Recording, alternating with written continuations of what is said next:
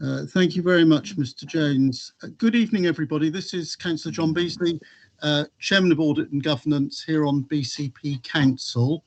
Welcome to this evening's virtual meeting. Just before I hand over to Democratic Services for the various notices that we need to explain, I think I ought to welcome a number of people because we've had 4 changes on the Audit and Governance Committee for this evening's meeting, and they are 4 permanent changes.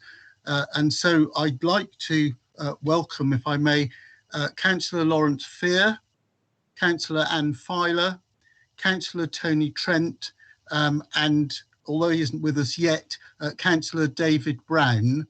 And I hope that you enjoy your time here on the committee. If I could thank those members who have now moved on from the committee, and to thank Councillor Beverley Dunlop, Councillor Mark Andrews, Councillor Mike Cox, who I think is with us as an observer this evening, and Councillor Mike White. So thank them for past service, and if we could record that in our minutes as well, please, I'd be grateful. And if I could also welcome this evening Susan Zeiss, who is the new Director of Law and Governance and the Council's Monitoring Officer. And you're welcome this evening, Ms Zeiss, and I hope that you enjoy this evening's meeting. So without further ado, if I could pass over, please, to Mr Hanton to deal with items 1 through to 3 on the agenda, but first of all with the public notices. Mr Hanton. Thank you, Chairman. Good evening, members. Just a little bit of a list of housekeeping notes. Please can members note that the meeting of the committee is being recorded by the Council for live broadcast and will be published on the Council's website for a minimum of 6 months. To ensure that the meeting is managed effectively, please could everybody present follow these ground rules for speaking. Only speak when invited to by the Chairman. Always turn on your video function when invited to speak. Please state your name before you speak if you have not been introduced by name. Please mute your microphone when you are not talking. If you would like to speak on any item, please do so by utilising the raise your hand feature in the bar at the top of the Teams window. The message bar should not be used unless you are raising a point of order or providing the wording for a motion. Please remember that that bar is visible to all. If at any point you would like to speak again, please use the raise your hand option again. If there is a recommendation moved that requires a formal vote, this will be carried out by the Democratic Services Officer carrying out a roll call of members present and asking for a response of for, against or abstain. And finally, members, please could I ask you to ensure that background noise is kept to a minimum and that mobile phones and other devices are turned off or switched to silent for the duration of the meeting. Thank you very much. Moving on to the agenda, Chairman, there are no apologies for absence and no substitute members appointed. And so item 3 is to invite members to declare any interests.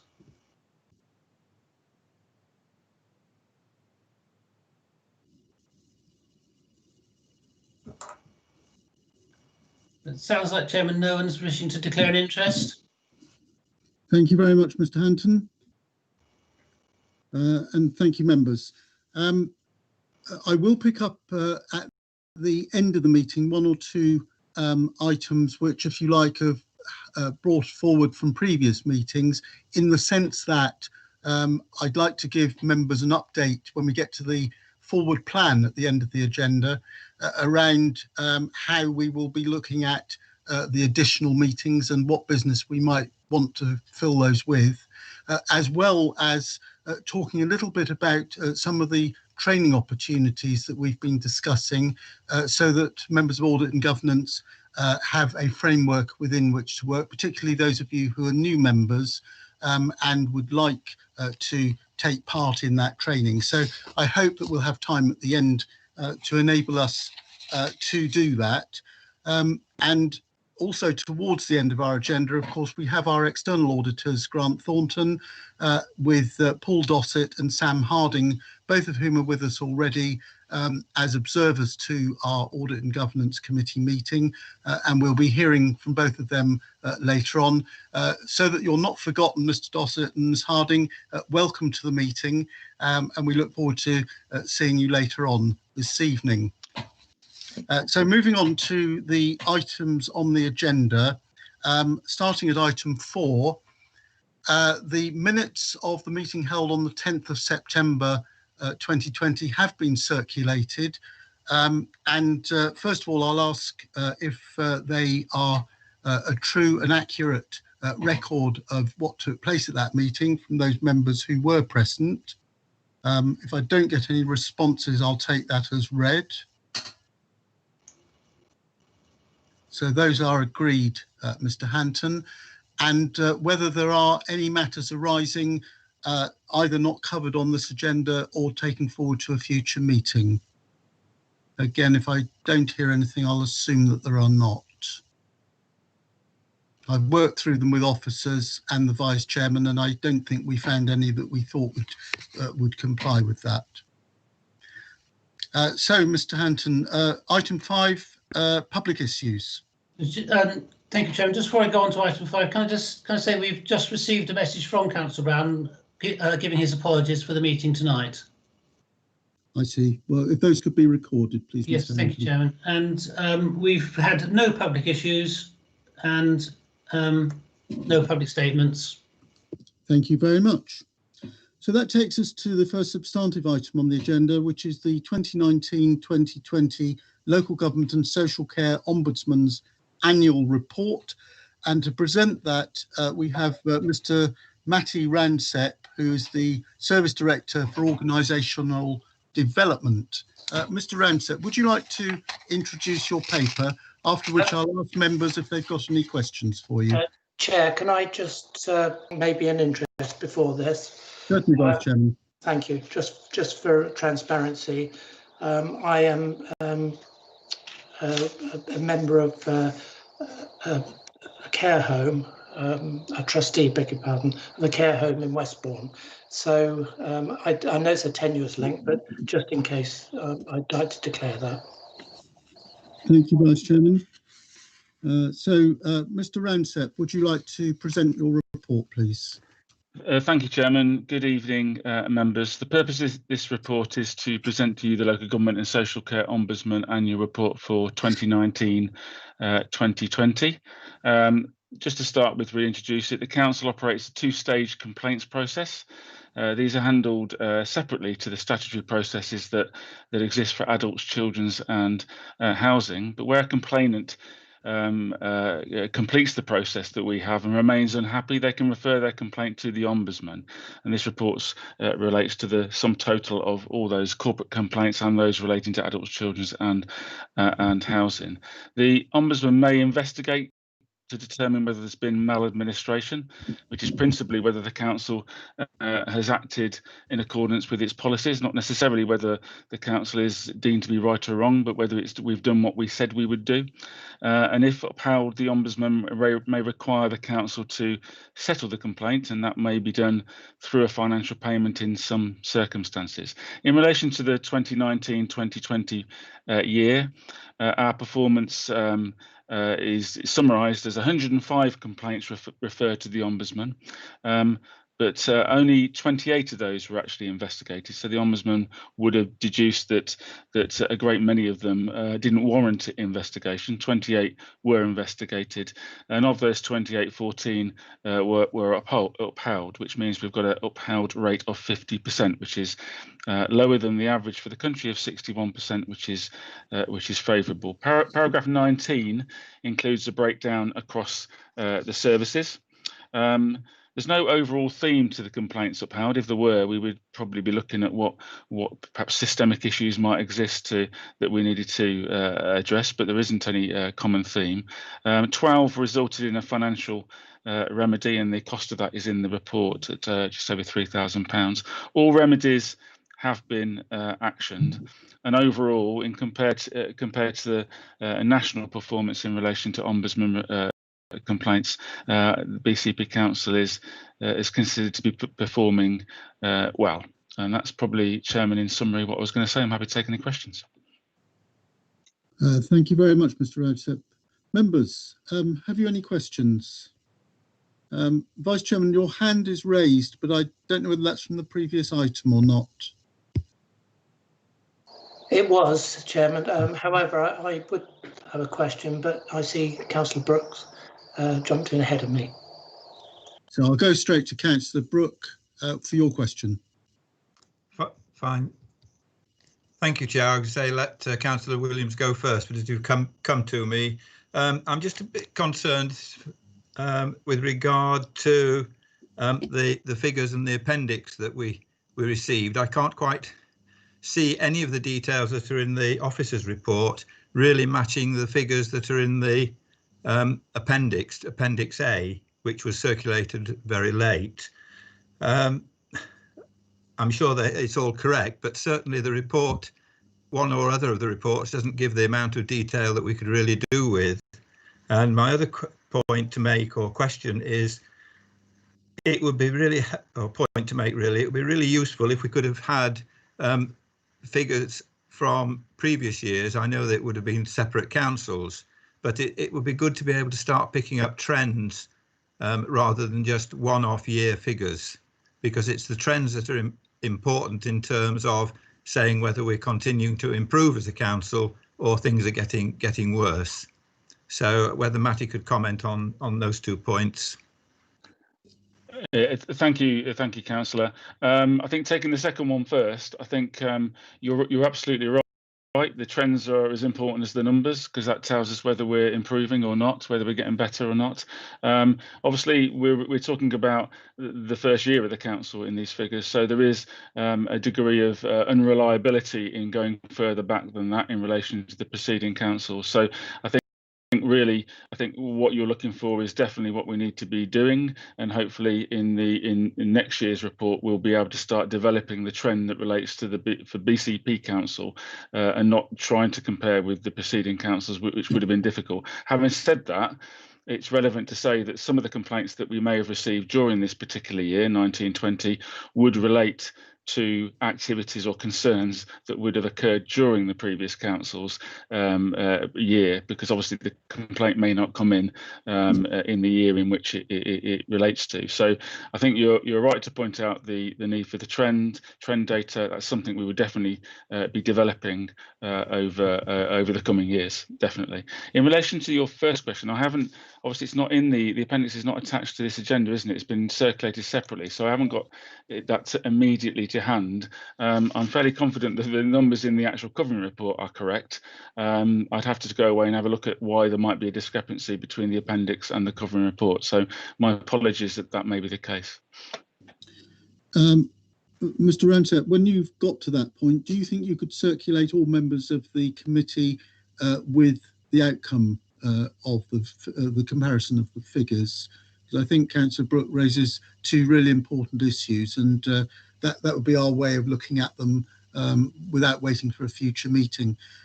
Just to go back to the second issue raised by Councillor Brooke, could I ask Councillor Brooke, is that response satisfactory for you, or were you looking for more work to be done by officers to go back in terms of comparables, even despite what we've just heard? No, I won't ask for them to go back. In the actual officer report, we do have a figure for 2018-19 and for 2017-18 in terms of total complaints, but it doesn't go as far as to say how many were investigated in those preceding years. And I would have thought if they can get the total of overall complaints, we could also have had the number that were actually investigated and the number that were upheld. And actually, for Matti, the Appendix A shows a series of charts and graphs. There's no written report with them, and they do include Poole separately and Bournemouth separately, but don't include Christchurch. So it really is quite difficult to appreciate exactly how things have been going. It's all very well comparing with the national, but we also want to be able to know how we ourselves are progressing from year to year. So I think there is more work that needs to be done, and I think, Chairman, your suggestion of having the information or some information supplied to us separately would actually be appropriate in this case. It's including, if possible, the actual Ombudsman's full report, because we haven't seen any of that either. I think those are really valid issues, Councillor Brooke, for the purposes of this committee. So if I could ask Mr. Raudsepp, please could you do as we've asked. If you're able to get that back to us, should we say within a week, in response to those issues, that'd be much appreciated. Mr. Osgathorpe, you've indicated, I assume it's on this particular issue. Yes, it is, Chair. I just wanted to, and hopefully it will be helpful. Absolutely, we can do as you've asked, Councillor Brooke. Just a slight note of caution with regards to using the data to try and interpret trends. As Matti indicated, what the report outlines is those complaints that have been investigated, referred to and investigated by the local government ombudsman, and each of the proceeding authorities would have had different complaints processes. So it won't necessarily be possible to translate and interpret from a trend perspective, but we can certainly give you the raw data. That would be extremely helpful. And if there are any words of caution that are needed to accompany any of that, I'm sure we'll all understand the reasons why. Vice Chairman. Thank you. I had a question and really a statement. The question's already been asked and answered, so I won't go into that. However, 42%, although it might be below the national average, still seems quite high to me. If it transpires that it's high because of one particular area, are you going to be able to identify that and act upon it? Mr. Raudsepp. Yeah, thank you, Councillor. In section 19 of the report, it does break down the complaints by service area, and what we do is look at whether there are any common themes emerging. I meant geographical rather than service area. Oh, sorry. Yeah, I thought. Yeah, no, I'm not aware of that kind of breakdown in relation to why that might be the case. I'm not sure that we believe. I don't think we believe there is a geographical explanation for the breakdown in complaints. We might well, more likely, I would imagine, identify a kind of theme potentially across complaints within a service area, but that's not what we've actually found in this particular year. Okay. Thank you. I don't think anybody else has indicated with questions. Members, we're asked to note the report, but we will await the responses from Mr. Raudsepp to the issues that have been raised. So, report duly noted. Moving on to item 7 on the agenda, the Equality and Diversity Annual Report for 2019-2020. And again, that's you, Mr. Raudsepp, as the Service Director for Organisational Development. Thank you, Chairman. Yes, this report relates to the annual report for equality and diversity, again for 2019-2020, adopted its equality and diversity policy and governance framework in October 2019. The Council aims to achieve an excellent level of equality framework of the equality framework for local government, and we've described in our action plan the things we will do to achieve this particular level. All actions are mapped against our corporate strategy objectives to demonstrate that they not only relate to delivering improved equality and diversity, but they also link either directly or indirectly to our corporate objectives. Progress is monitored regularly through the Council's Strategic Equality Leadership group, which is part of our governance framework. We have a series of equality champions contributing to performance updates, so we're getting the right kind of input in terms of data from around the organisation. And that performance report is attached at Appendix A. It's obviously quite extensive.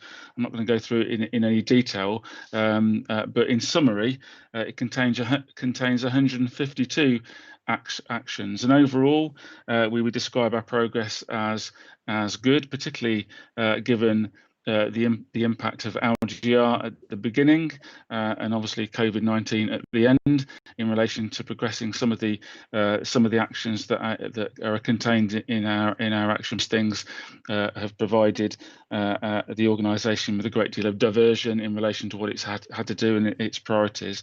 So overall, we've seen 50% of the actions on target, 23% representing some challenge, 17% not started yet. There may be perfectly good reasons why not all of the actions would have started yet. So, and then just to perhaps drill down a little more, some of the highlights would relate to the Together We Can campaign, which kind of started to begin at the end of the year, obviously with COVID coming in later on during the year in question. Improvements in our collection of workforce data, although there's still more to be done there. Equality and diversity training, both for officers and members. We've got an agreed people strategy, part of which relates to improving equality and diversity within the organisation. We've got our governance framework in place, except for our employee equality champions, which we are currently bringing together. We've recently extended the governance framework to include the Equality Action Commission, which, whilst is a feature of the current year rather than the year in question, is still, I'm sure, of interest to members.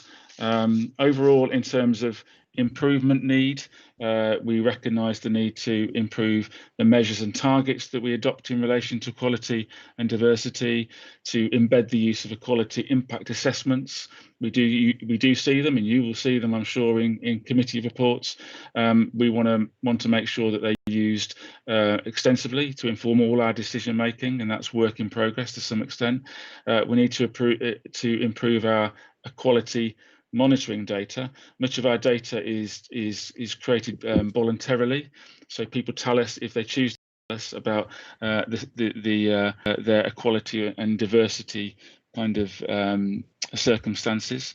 They can choose not to tell us. Obviously, that means we may not have as comprehensive data as we would like. So we're going to try and improve that, make people confident and assured that the data they give us is being used for a very positive, which hopefully it will be, of course.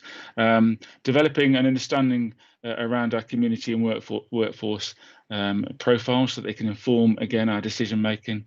Improve our staff network groups, which links back to what I mentioned earlier as part of our governance framework.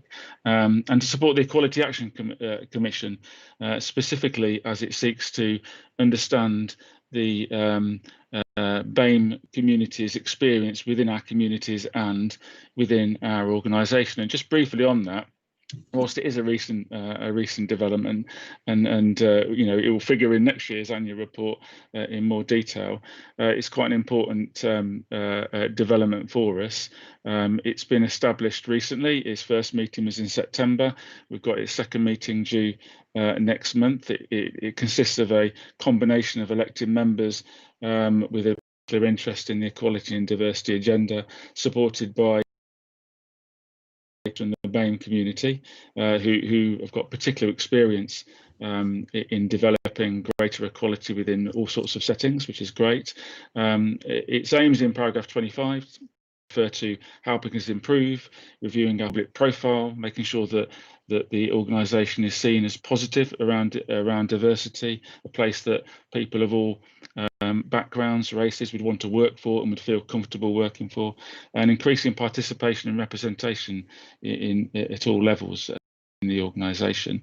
Particular issues that we're trying to, we think we will be addressing, subject to the the thinking of the group itself would be underrepresentation in senior management posts, something we know that is potentially quite an issue.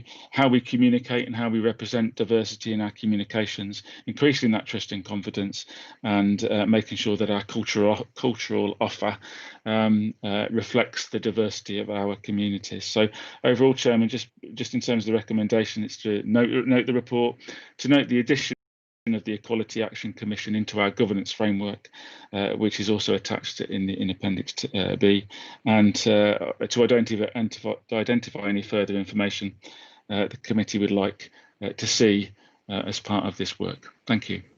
Thank you very much, Raudsepp. The council's new lead for equality and diversity, Councillor Bobby Dove, did speak to me a couple of days ago and asked whether she was required for this item on the agenda. And what I suggested was that once she had fitted to the role, it might be appropriate in a future meeting for her to come forward, particularly if at recommendation 3 tonight, we identify any further equality and diversity information that we need. And I think on a future occasion when this is on the agenda, she'd be extremely happy to come along and participate in our debate. So members who've indicated, the Vice Chairman, please. Thank you. I was the lead for equality and diversity on the cabinet when I was a member of Bournemouth Council, and we spent rather a lot of money and an awful lot of time achieving excellence in equality and diversity. How does the new BCP, well, not so new now, but how does BCP Council stack up in that? Are we still that excellence, or have we got work to do? Thank you, Councillor. I think it's fair to say that a lot of work in this particular area, or the other councils also did, but would have done it differently. And it's again one of those things that we're having to kind of bring that work together. And the purpose of the action plan is to create a single way forward for the entire organisation. So all the preceding councils took equality and diversity seriously, but the way they measured the progress they are making would have been different. So that's made it more difficult in relation to our starting point. But Bournemouth has certainly reached a high standard. That was, and the other councils may have also reached it, but they may not have tried to reach it in the same way. So it's not that they didn't reach it having tried. It might be that they chose to approach it in a slightly different way. So hopefully this gives us a more single platform for taking things forward. And how do you feel we stack up now as a council? Well, I think the action plan progress would suggest that we're making we're doing a lot of actions to take us in the right direction. I think the Equality Action Commission in their first meeting highlighted the need for us to think not just about actions, the things we do, but actually, do the actions add up to anything? Do they create the outcomes we're looking for? And that's probably the critical thing, isn't it? We can do an awful lot of work, and there's obviously over 150 actions that we've identified, but what do they do? What kind of change do they make in terms of outcomes for people affected by equality and diversity? I should also stress that the Equality Action Commission, its principal aim or its principal focus is around the issues arising from that affecting the BAME community, emergence over the last 12 months that we're all very aware of. But it was agreed very early on that whilst that might be the initial focus, the group itself could develop its focus into the wider issues affecting people with protected characteristics. So the BAME focus may be the initial one, but that group could move on, and the people involved in it therefore may change according to the focus as it develops. Chief Executive, you've indicated, I assume it's in this vein, is it? Thank you, Chairman. Yes, it was only just to strengthen the comments, really. I suppose my expectation is that the Equality Action Commission will challenge us. And, things have moved on since Bournemouth achieved excellence in equality, and I've got no doubt we will be stretched by the Commission. We've given them that brief, and I think we're very open to ways to really improve our diversity and inclusion agenda across all of our services as well. So I just wanted to make that point and strengthen what Matti was saying. I think we fully expect to be stretched by the Commission. That's extremely useful, and it's the right thing to happen, isn't it? Yeah. Councillor Trent. Hi, yeah. I looked through the, albeit that I find these hard to read on the screen, I looked through the report, and one area which seemed to be missing, and certainly the area that I represent had some funding back in the late noughties, because the area was identified as vulnerable because of poor white working class children. And about 4 years ago, following an increase in racism and stuff like that with the various minorities we've got, we had to organise through youth services a sort of an engagement thing, you know, to sort of multicultural engagement, and I got involved in a couple of things organised since then with the community at large to build up people's understanding of other cultures and other religions and so on. And I don't actually see anything in the list in the, pointing out an indicator that we look at what we're providing to sort of engage people, you know, because I feel that, and this is general needs, and there's a lot of talking about, you know, people with special needs, people in care and so on, but this is the general, mainly younger population, but older people, you can often reach them with the same events, but there doesn't seem to be anything to measure that against, and I would have thought that would have been a good performance indicator, bearing in mind that we have got some areas, including part of the area I represent, that come within the bottom 10% of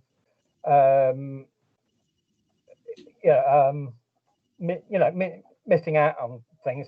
I forgot the terminology.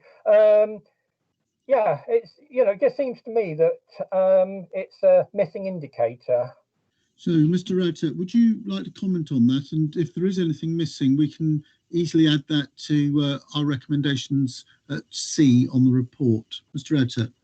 Yeah, thank you, Chairman. I'd probably say the action plan probably will never be completely exhaustive of all the works that the council do that might have an impact in relation to inclusivity and tackling the equality and diversity challenges we face. So I'd probably have to do a little bit more digging to find out whether the work that Councillor Trent refers to is part of some other service plan within the communities team. I know an awful lot of work takes place around supporting inclusivity and tackling issues in our communities. So if it's not explicitly mentioned, it doesn't mean it's not happening.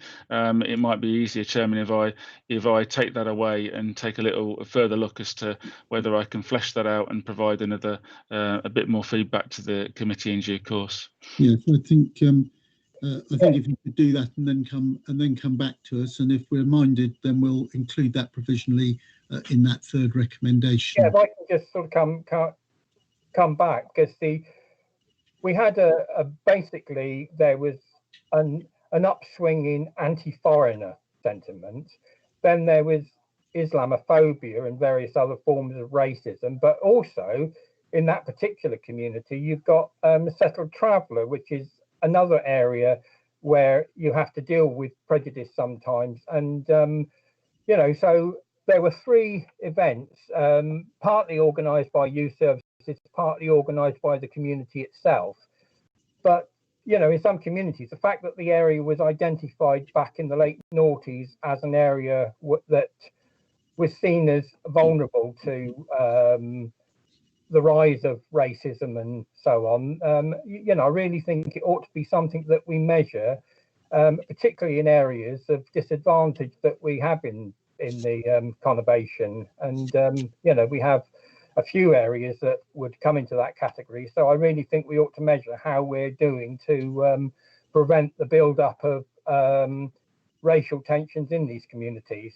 Well, can I just suggest, Councillor Trent, that you perhaps drop an email to Mr. Raudsepp so that your specific issues can be dealt with in the context of what I've just described. I think that's probably the best way of dealing with it, and then nothing will get missed, will it? Councillor Brooke.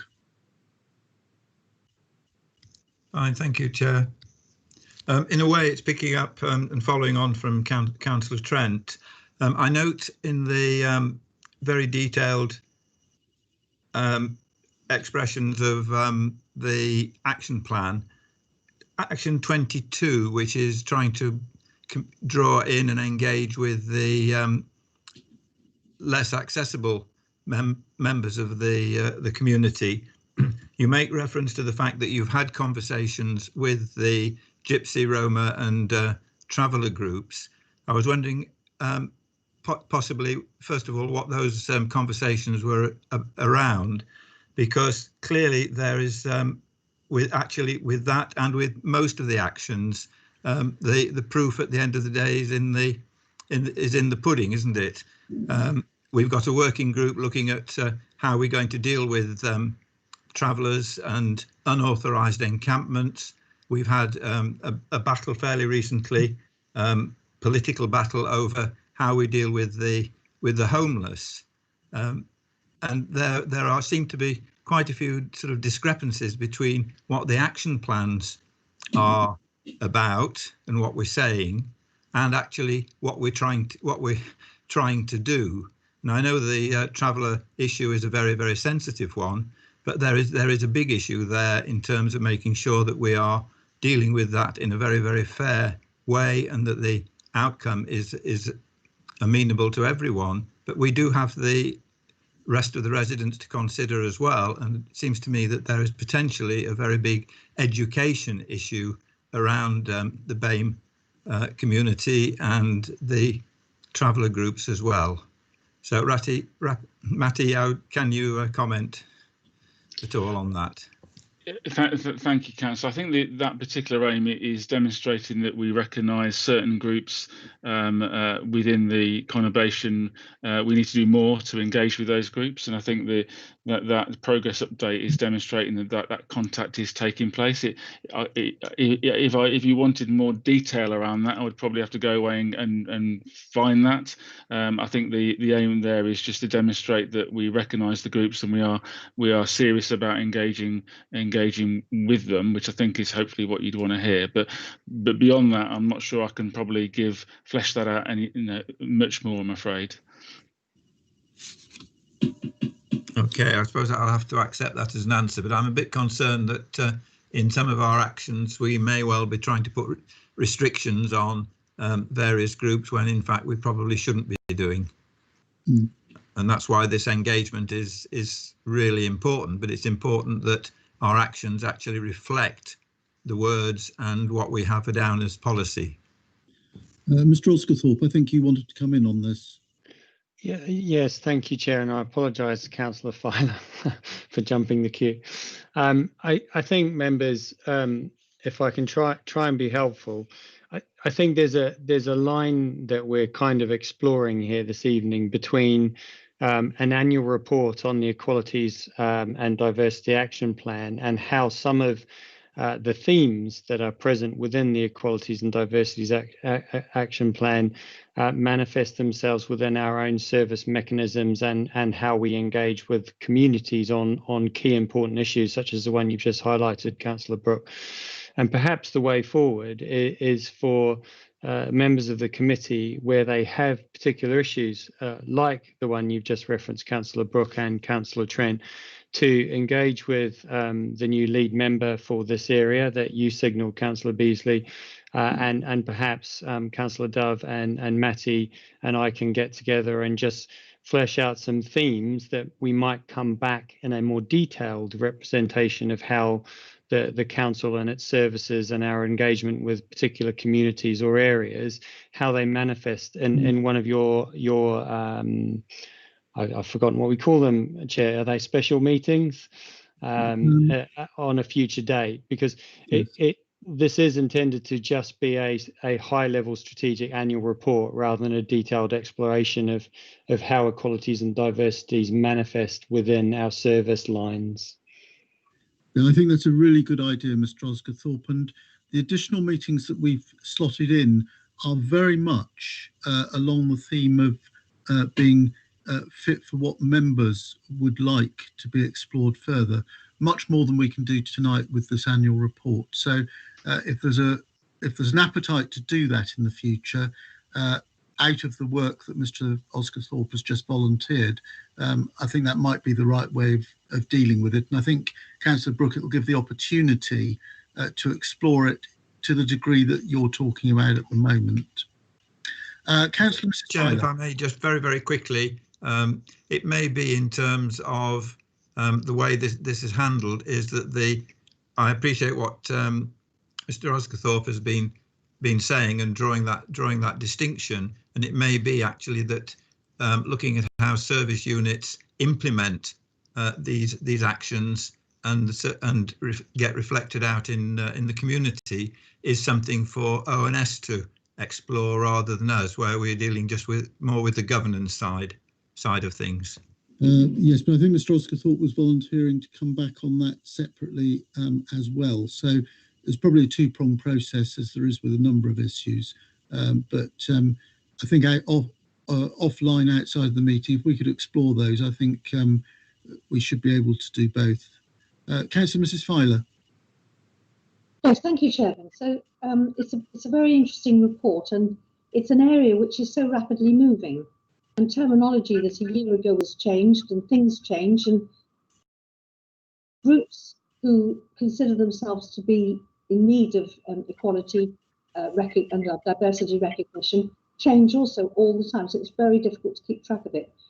Matti, you mentioned about senior management posts, and you probably won't be able to answer in detail, but what percentage of our staff would consider themselves, I don't know, not just BAME, but all sorts of things like sexual equality and religious equality and disability equality, because one assumes that staff who are going to take senior management posts have come up through the ranks at some stage, if not with this council, with another council.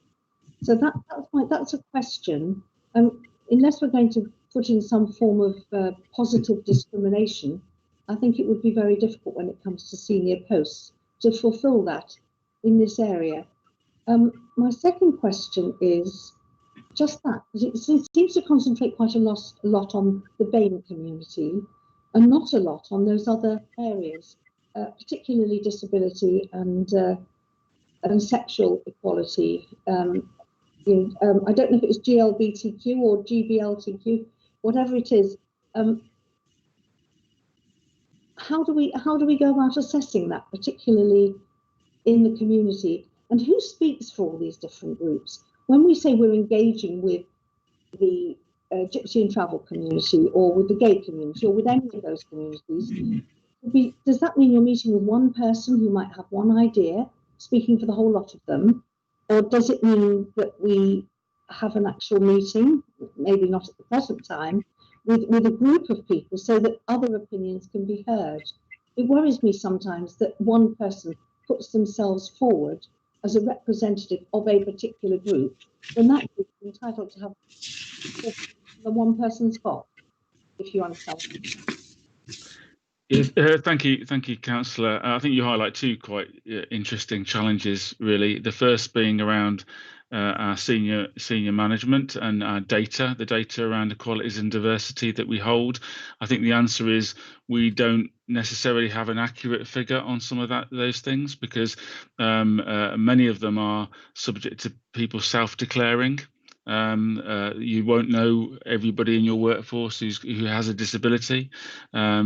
Even race, can be not immediately obvious, and so those things, we immediately recognise. And I think I mentioned it earlier that there's a piece of work to better understand our workforce in relation to those characteristics, so that we are more informed in terms of whether we believe we are representative of our communities. And that's the key thing. In an ideal world, the organisation would be representative of its communities, but to start with, you need to know what your communities are made up of, and you need to know what your workforce is made up of.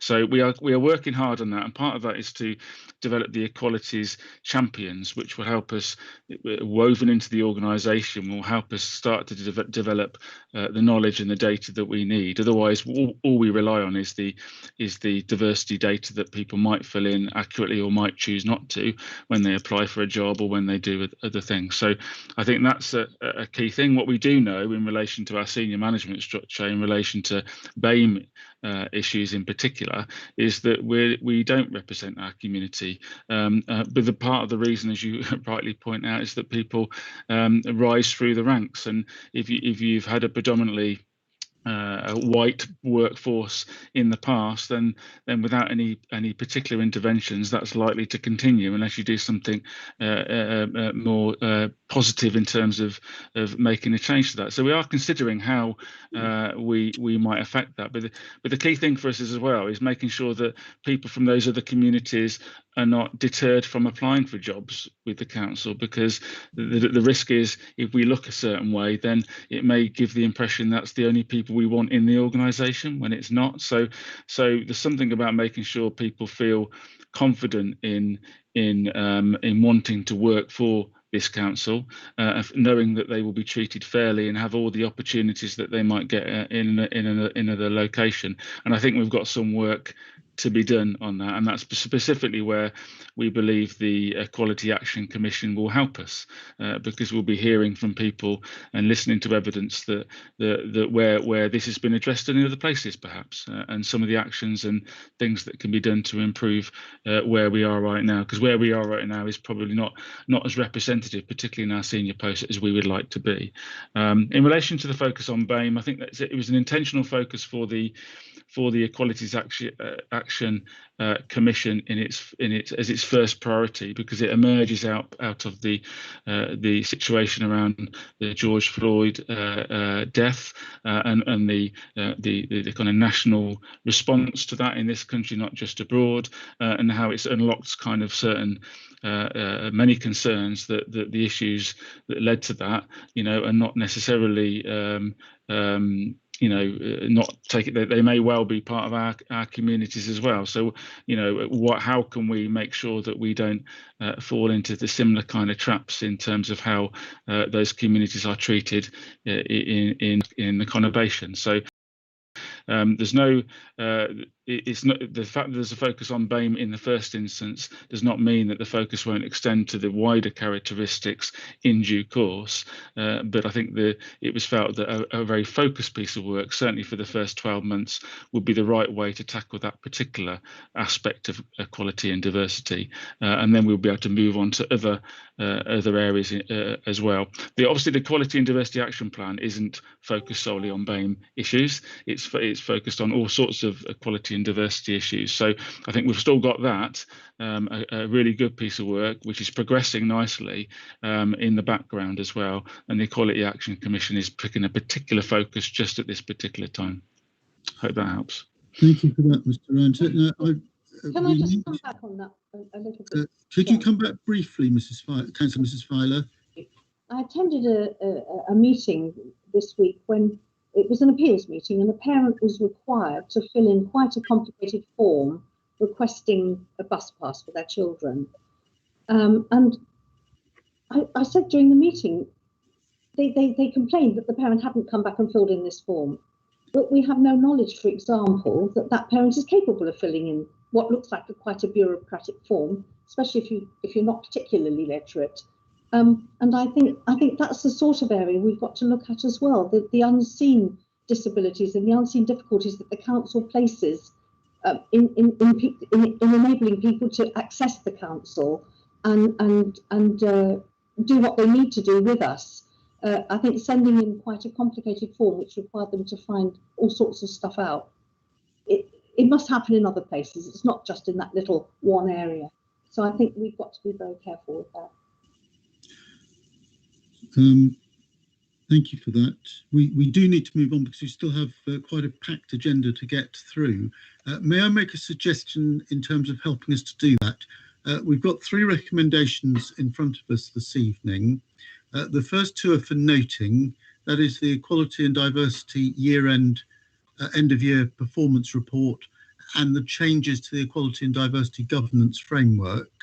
And obviously we can note those. In terms of the third recommendation, which is to identify any further equality and diversity information we as a committee might require, what I'm going to suggest, which I hope you'll find acceptable, is that we ask Mr. Raudsepp to take on board most particularly the issues raised by Councillor Trent, Councillor Mrs. Filer, and by Councillor Brooke, as well as those raised by the Vice Chairman, and together with what is ever appropriate for in our governance role out of Mr. Osgathorpe's suggestion, working with the new Cabinet lead on equality and diversity, to come back to us and to slot in a future agenda item into one of those additional meetings, because in the normal course of events, we wouldn't get to see this again for 12 months.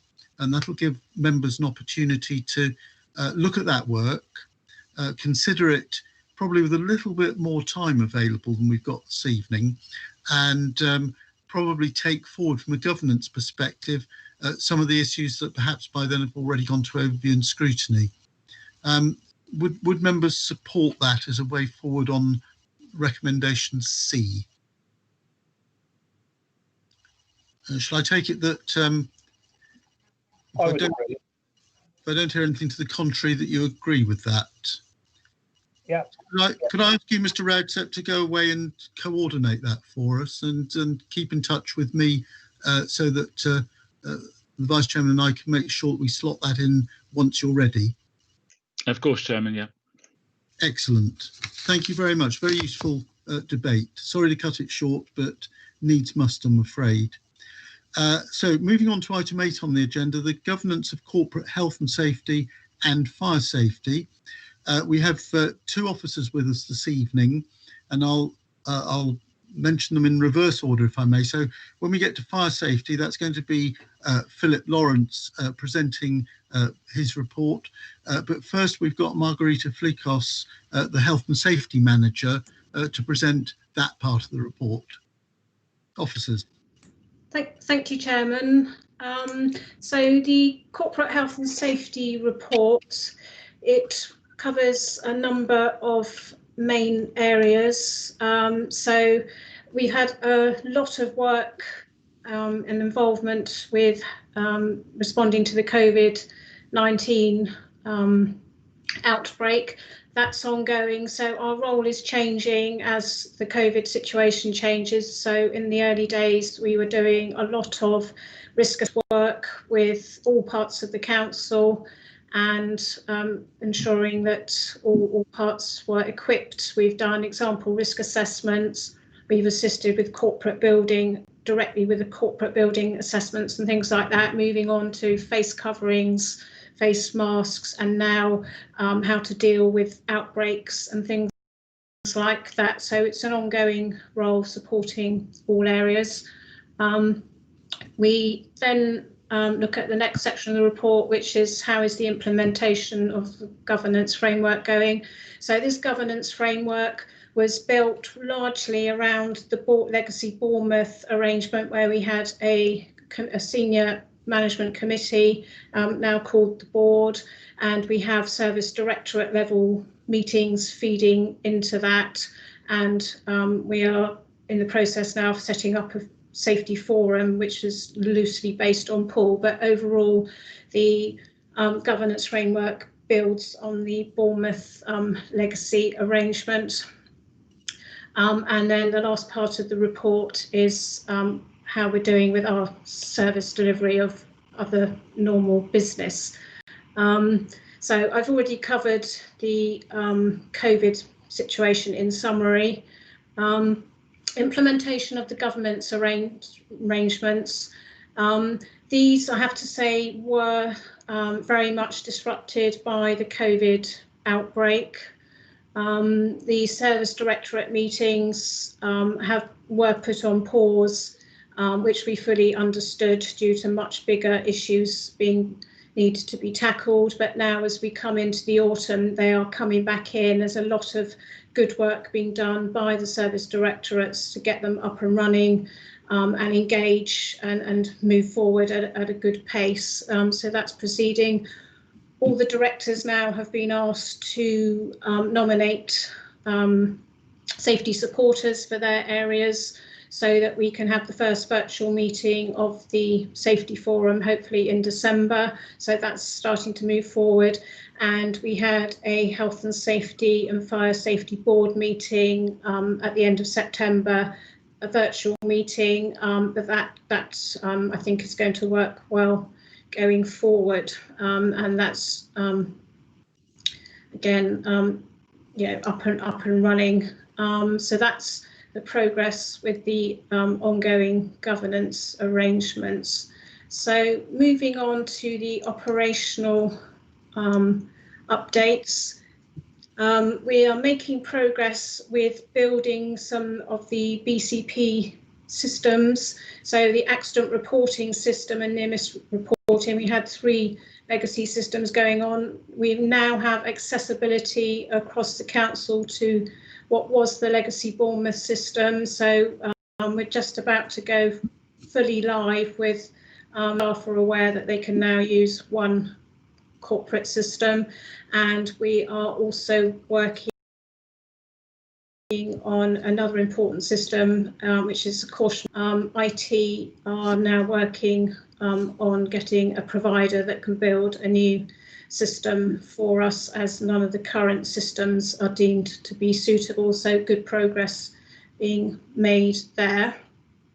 Delivery of BCP procedures to join together all the legacy procedures. So we've had a number of those go through to the board, and these include violence and threatening behaviour, risk assessment, managing contractors, construction design and management, and underground services. So a number of procedures have been put in place, and we have a structured programme for bringing through a lot more, which is reported to the board. And last thing I mention is the health and safety team. So we have successfully recruited another health and safety advisor recently, and have 1 remaining post to fill, which we are working on at the moment. And we also have a temporary resource assisting with us at the moment to ensure that we can make the progress we need to make. So that's the summary, Chairman. Thank you very much, Mr. Filcos. We'll take questions once we've heard from Mr. Lawrence on fire safety. Thank you, Chair. So the purpose of this report is to detail the progress made on delivery of health and safety, fire safety governance arrangements for BCP Council.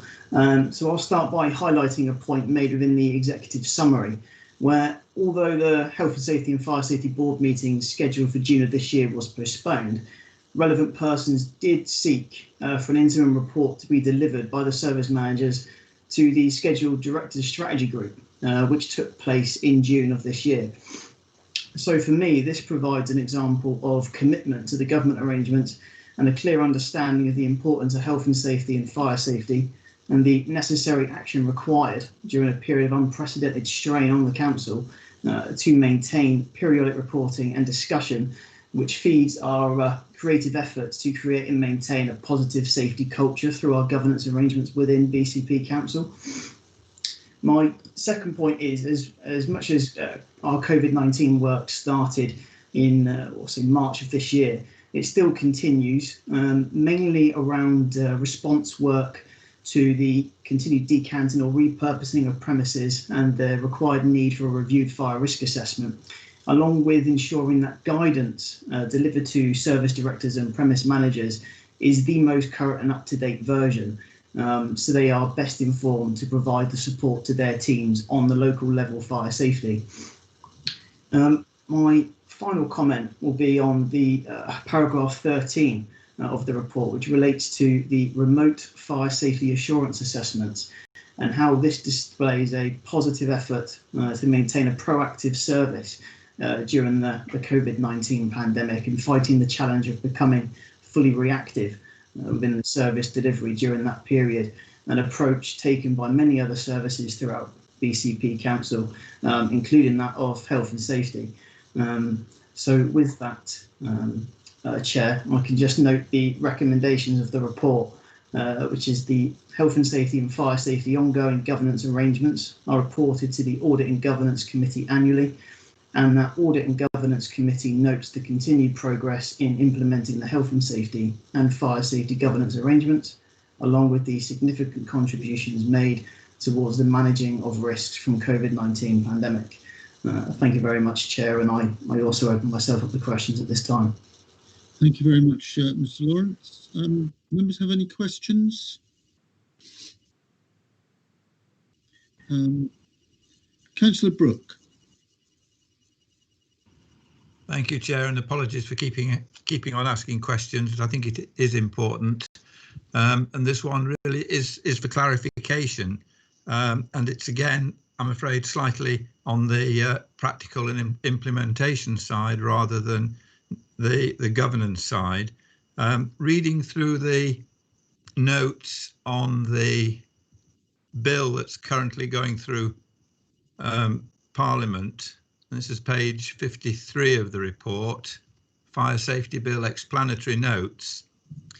There's reference to buildings that are new and over 18 metres in height are banned from the use of combustible materials within the external walls and certain attachments to the external walls. And then it gives three sort of requirements of the nature of the buildings, but in brackets underneath it says including such a building created by a material change of use. Now, my interpretation of that, and this is where I would like clarification, a material change of use usually implies that the building has had its use changed through a planning application and the granting of permission. But of course, we've had new permitted development rights come in and a new class use come in where there can be almost total interchangeable uses between offices and dwellings and light industry without planning permission. How is this likely to impact upon the way we deal with enforcement and actually keep track of what's happening? It seems to me that potentially could be quite a big issue for the council in terms of tracking these changes which go on without planning permissions. Thank you, Mr. Lawrence. Yes, thank you, Chair. Thank you, Councillor Brooke, for your question. I agree with your view on the importance of that. Given their specific nature, what I'll do is I will take away your question this evening and aim to provide you, along with other members of this committee, with a swift response in a timely manner. I trust that is sufficient. That would be gratefully received. Thank you. My pleasure. Thank you very much, Mr. Lawrence. I've had nobody else indicate they wish to ask a question. Mr. Lawrence, you actually read out the recommendations for me. So the first recommendation is that we are accepting that the ongoing governance arrangements should be reported to this committee annually. And the second is to note the progress. Are members happy with both those recommendations? Can we agree them? Anybody to the contrary? Very good. I think in that case, those recommendations are agreed. Could I thank Ms. Filcos and Mr. Lawrence for the huge amount of work that I know you're doing behind the scenes.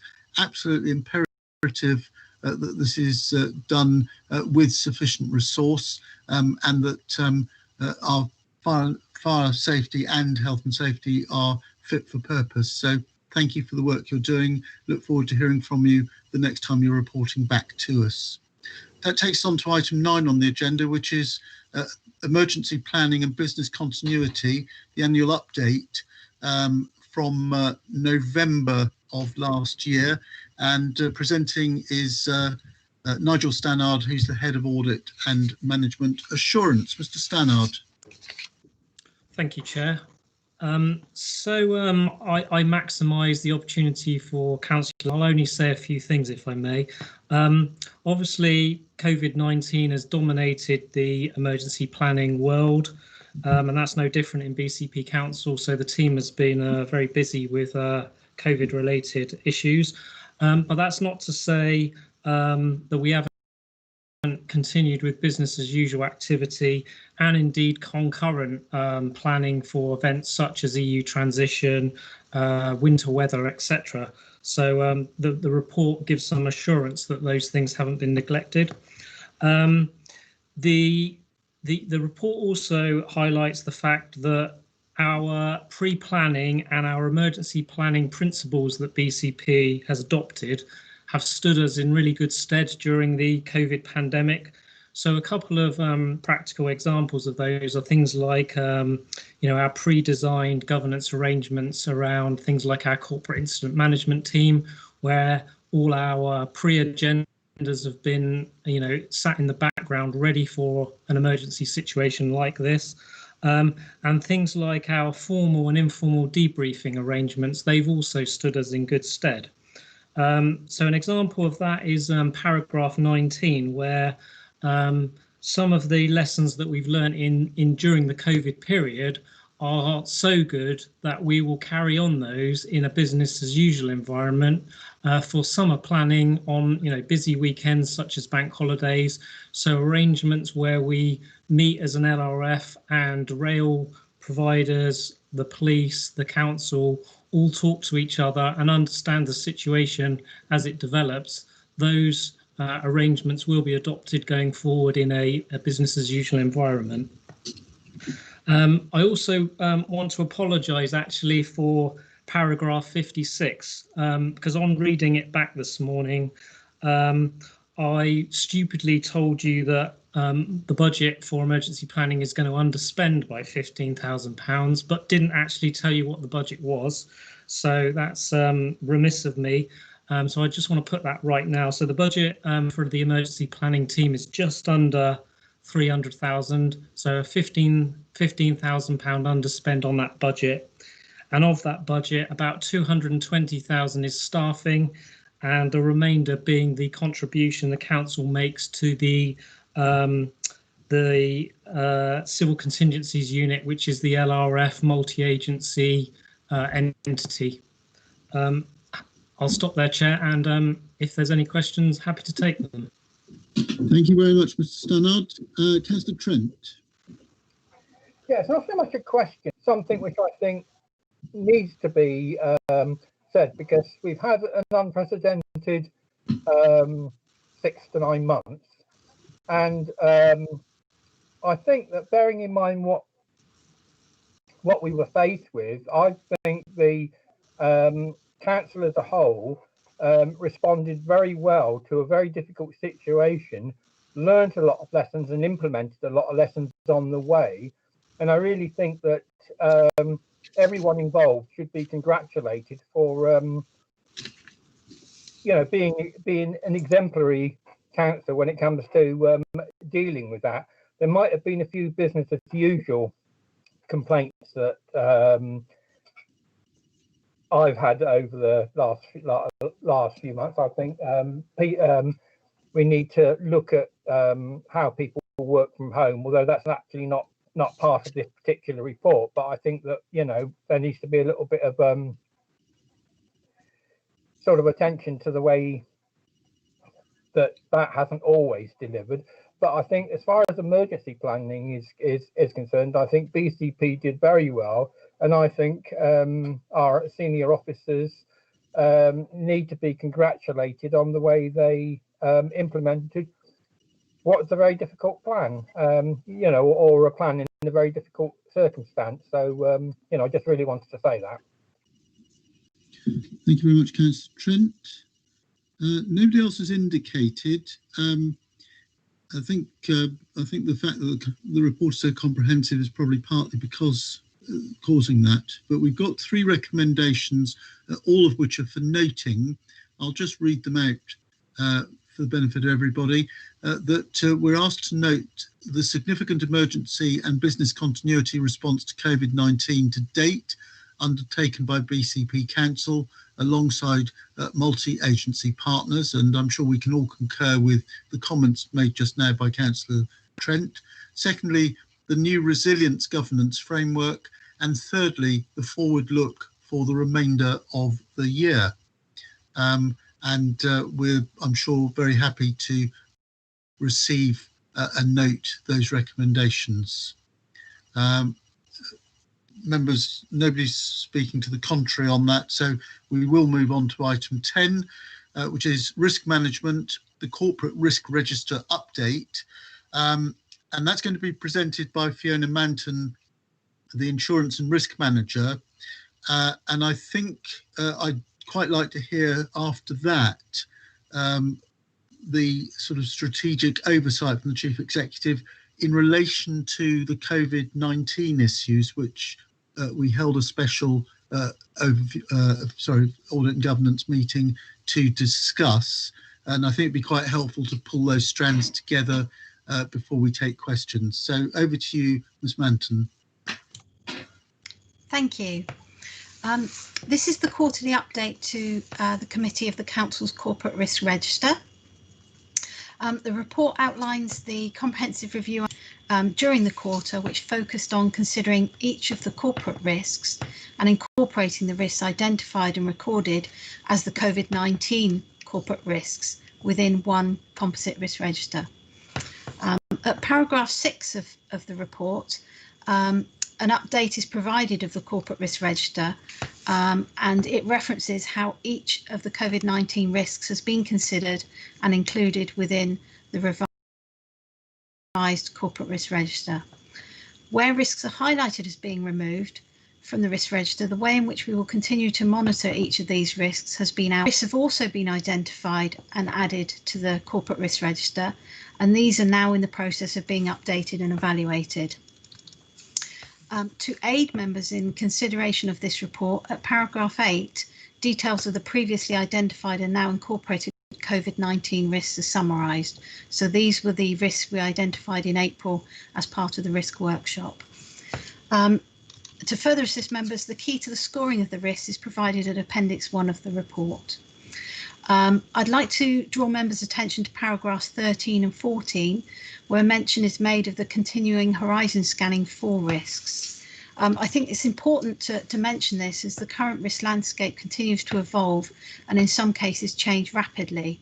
It demonstrates the need for the Corporate Risk Register to continue to be a dynamic document. And with this in mind, while CMB are generally charged with the update of risks, the Chief Executive routinely reviews the risk register every 6 weeks, stimulating reviews with other risk leads. Interestingly, the most recent review was last week, and as a result, many of the corporate risks have now been updated further. Risk reviews will continue at this frequency, with the outcomes summarised in updates to this committee. Those were the items I wanted to draw to your attention, so thank you. Thank you very much, Ms. Manton. And for the benefit of members who are new to this committee, I referred a moment ago to the workshop that we held earlier this summer, because we didn't feel that our risk register was probably completely up to date due to COVID-19 issues. And we held a workshop which I think all those who took part found extremely useful. And as I said just now, I wonder whether the Chief Executive might just like to pull this together within this report in terms of the work that we undertook at that stage. Chief Executive. Thank you, Chairman. And it was a really, really useful workshop. We got some very good ideas about the risks that we were facing. We then developed those into what was effectively a separate risk register, and of course then identified the dangers of trying to run two separate risk registers. So what Fiona and her team have done is to bring those into a single risk register now, so we have those risks in one place. I think the biggest concern I have, I think, is the speed at which COVID is developing in the second phase, and whether that changes our thinking. But I took part in a national emergency planning exercise, and we had a reasonable worst case scenario for that national planning exercise. If I tell you that the national current rates of COVID are higher than the reasonable worst case scenario that we tested on, then that will give you some idea of the concerns that we have. So my sense is we've now incorporated that, and we have good coverage of those risks. I think the committee were very helpful in identifying the range of risks, and I think we got some really good output from that, as I say.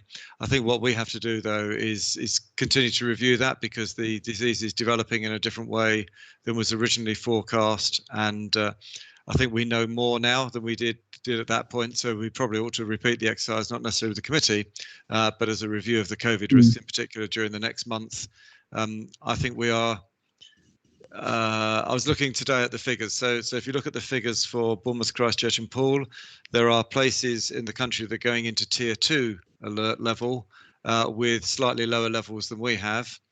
They all have rising levels, though. What we have is a level that has remained constant for the last 8 to 10 days. So there's a different scenario, but I think we have to be constantly alive to those risks that come with that and the controls that would come with that.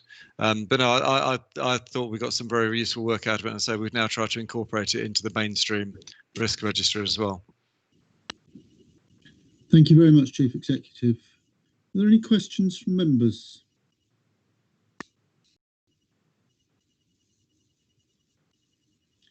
Councillor Brooke. Thank you, Chair. Just a quick one, really. Well, I've got two, if that's all right. Try not to take too long over it. In paragraph 3 of the report, there's reference made to the revision of the framework, the risk framework being developed through 2020. And in paragraph 16, it says that effectively this is underway.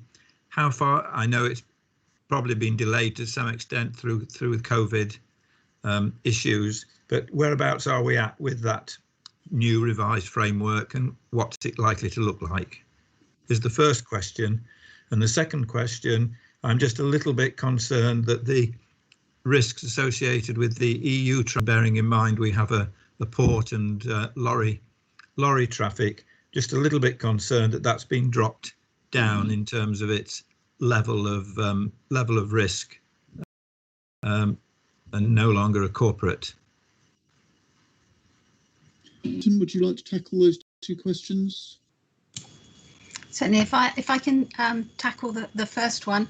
In terms of the risk framework, the risk matrix, we are developing a new policy. We have an initial draft which we're just working on at the moment. We've based it and reviewed the legacy arrangements in place, and we've also now looked at best practice. We've informed it and made it more aligned with other similar risk methodologies, and we hope to have a draft for circulation certainly in the next 4 to 6 weeks. Thank you. Fine, thank you. Thank you very much. Chief Executive. Thanks, Chairman. Just to come back on the second part, if I may, about EU transition. I think the challenge that we went through was, does it have a major impact on the corporate whole of the council? I think we concluded that it didn't, from what we saw at the moment. That's not to say it's off the radar. And in fact, today, this afternoon, I led So this morning I led a Southwest Chief Executive's discussion about the risks associated with EU transition, and I'm now tasked by them with writing that up to send it to MHCLG to identify those issues. But we didn't feel that the impact of those would be sufficient to be on the corporate risk register. That's absolutely not to say that we've stopped working on them and that they are taking a high corporate profile in any case. Fine, thank you. Thank you very much, Chief Executive. Mr. Stannard. Thank you, Chair. If I could just add a little bit to Graham's comments on the second issue as well. On a sort of practical level, some of the risks associated with lorries on the network, for example, have decreased since our original planning this time last year, because the Port of Poole has received funding to increase their capacity to take and store lorries on their site. So, for example, they've increased their capacity to hold lorries by about 100. So that's just one practical example of why that risk has reduced somewhat on our corporate risk register. Fine, thank you for that, Nigel.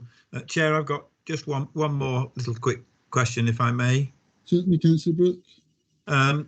In the risk register and looking at all the colours and the changes that take place through the system, you make reference to the member of staff who is or organisation that's actually responsible for managing that risk, and you indicate in the little charts that in most cases, as a result of that person there being in charge, the risk lowers.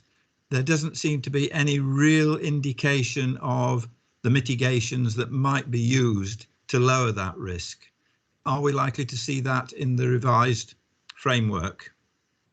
Would you like to take that, Ms. Manson? Yes, thank you.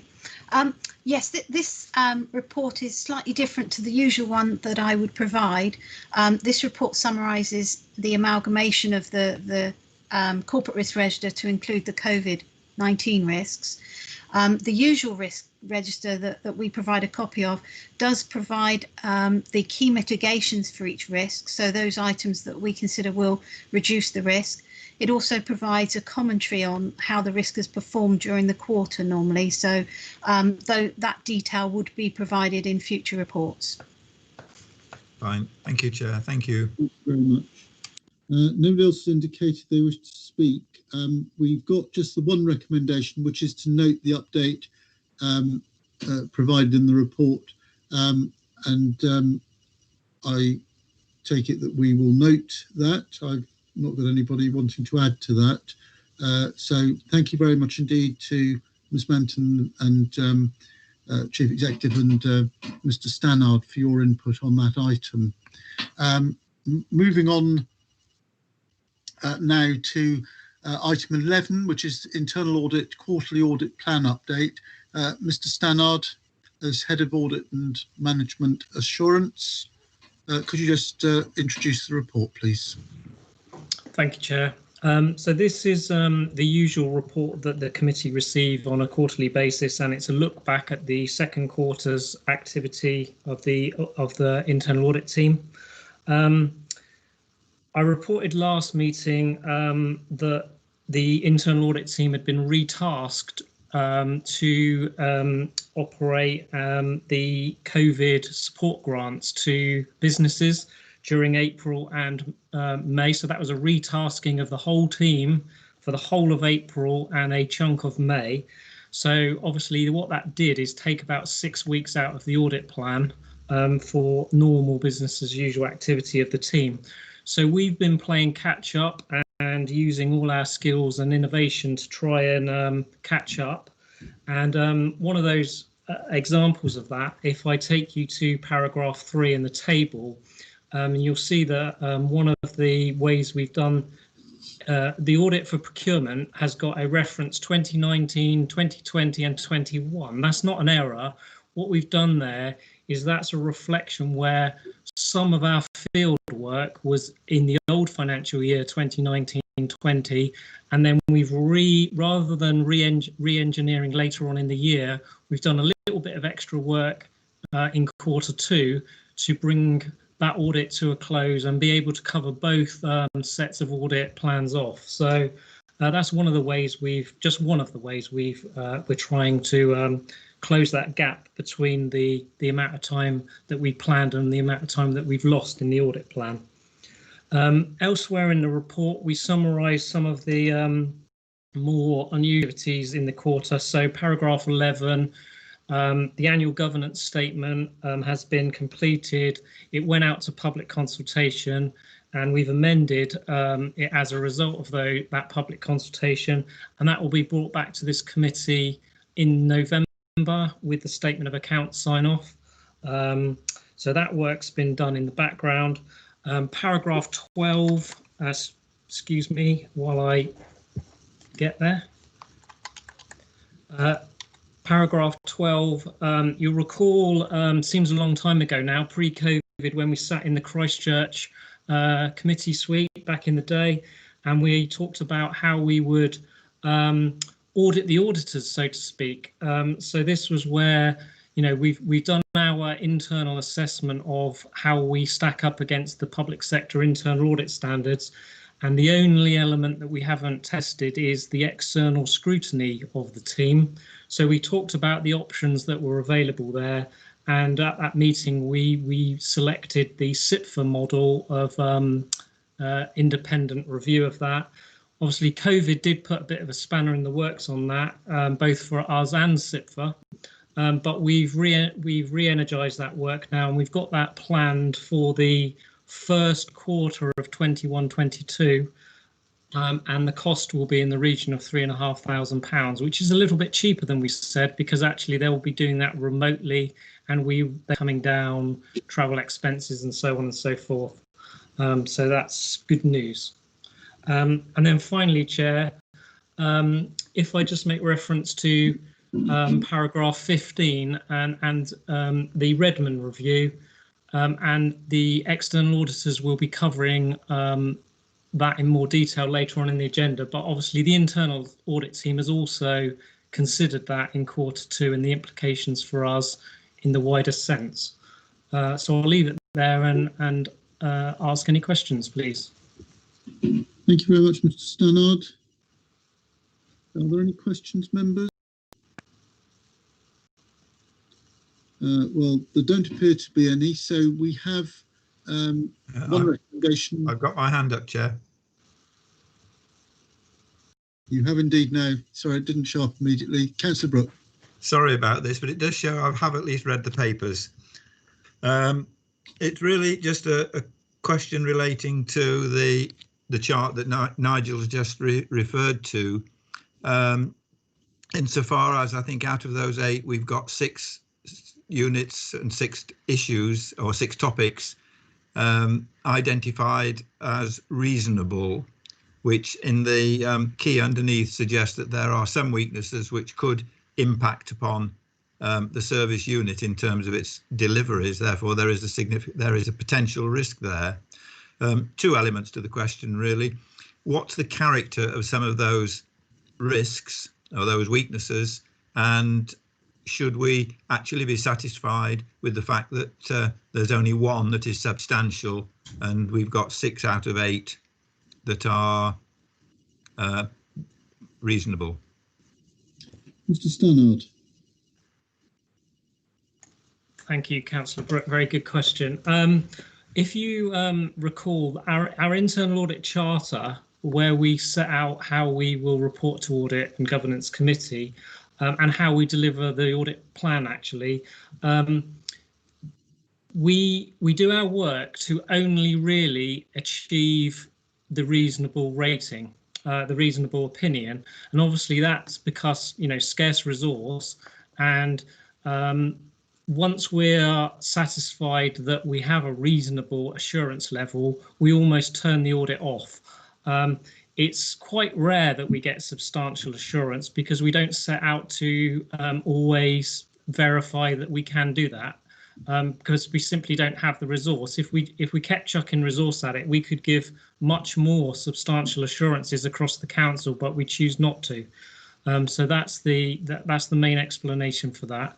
And in terms of the gravitas of the recommendations that are coming out, they're generally what we classify as medium recommendations. So the fact that if there were more than, if this is a rule of thumb, if there's more than 2 high recommendations, it wouldn't fall into the reasonable category. It would be in the partial. So these are important recommendations, but not to the gravitas that would push the audit into a partial opinion. I hope that answers the question, Councillor Brooke. It does, Nigel. Thank you. Thank you very much. So if we could go to the recommendation, which is to note the progress made on the issues arising from the delivery of the 2020-21 internal audit plan. We have received the report and those have noted. Moving on, members, to item 12, which is the annual review of Register of Declarations of Outside Interests and Receipts of Gifts and Hospitality by Officers 2019 to 2020. Again, this is you, Mr. Stannard. Thank you. So yeah, this is hopefully a good news story in the sense that the committee, you remember, was part of the consultation on the draft policy that BCP would adopt. That was agreed then by Corporate Management Board, and that agreed policy was then endorsed by Audit and Governance back in April.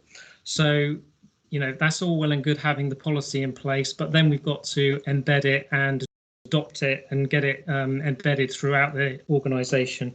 So that's what this report attempts to bring to the table, and it's a, you know, it's a secure and a big piece of our corporate governance framework.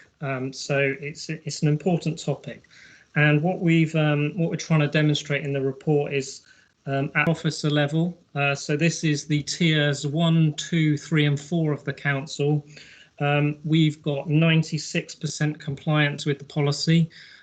You could view that as 100% compliance of relevant staff, because there are 4 members of staff who are either on maternity leave or sickness. So of the officers that we can get those declarations from, we've got them.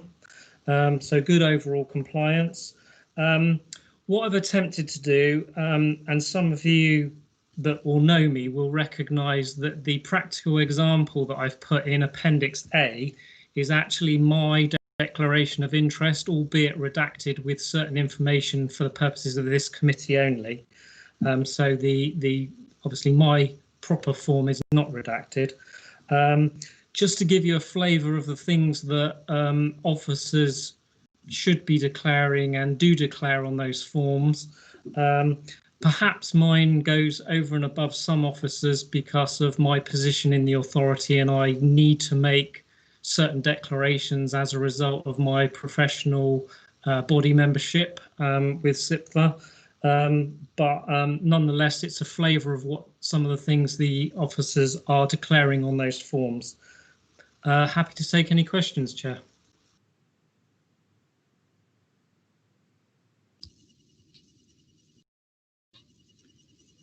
Thank you very much, Mr. Stannard, and thank you for the example. It's very helpful to have that because it's live, it's real, and I think members will understand it much better as a result of that. No problem, Chair. Are there any questions from members? Are we happy to note the report? Thank you very much indeed, Mr. Stannard. That's very helpful. Thank you. So we now move on to item 13 on the agenda, which is external audit, progress report and sector update. And we have Paul Dossett and Sam Harding from Grant Thornton, who will be presenting. And in addition to that, there will be a short presentation from them also about the review by Sir Tony Redmond into the effectiveness of local audit and the transparency of financial reporting. I know that the Vice Chairman and I, and maybe other members, have actually seen quite a lot of the work presented actually by Sir Tony Redmond, which is interesting in terms of background. So over to Mr. Dossett and Ms. Harding from Grant Thornton, your presentation on your report. Thank you, Chair. Hear me? Yes, I think so. Thank you. So, in terms of the progress report, Sam will take us through it in a minute. But just to give you some headlines on that, in terms of the progress on the audit of the financial statements for 1920, to give to members a feel for where we are on the national picture. So far, only one audit has been signed off, which, given we're on October the 22nd, reflects the very strange environment I think we're in at the moment in terms of all audits remotely. Also reflecting on the regulatory environment, which I'll pick up on in the Redmond report. Regulatory requirement is such that there's an awful lot of work we have to do on an audit now, and I'm sure the finance team recognise that when they're dealing with us. The second key thing is, if in that regulatory challenging environment and in the COVID environment, we have got the audit of a large new council. So this probably the most challenging audit that Grant Thornton has to do this year, because at least all of the other audits are status quo situations. And I think we may have a couple of merged districts, but they're obviously quite small compared to this. So I think that's an important contextual point for members, is we've got a very difficult situation for auditing in this environment, difficult regulatory regime for auditors, and this is a first-year audit of a new body. And clearly, it's and you will have cast your minds back to the process for when LGR was approved by government. You had a relatively short timescale to bring everything together, and had to prioritise is delivery of safe services on day one, which is what you've done and what you've achieved. Clearly, bringing the councils together in this environment, the systems and processes, is not the most straightforward thing, and obviously that has an impact on preparation of accounts and the audit. I will hand over now to Sam, who will just go through some of the detail of that.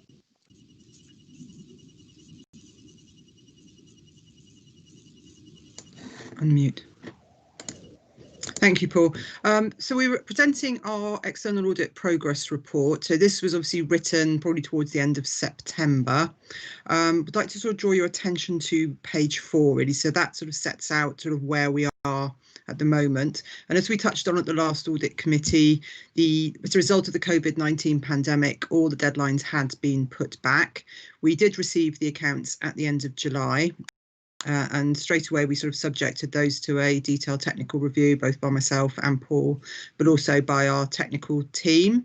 They identified a considerable number of issues, a lot of disclosure omissions, so those are being worked through by your finance team. There was also some sort of slightly wider issues that we identified, that when questions were raised with officers, and that has made some quite significant changes within the financial statement.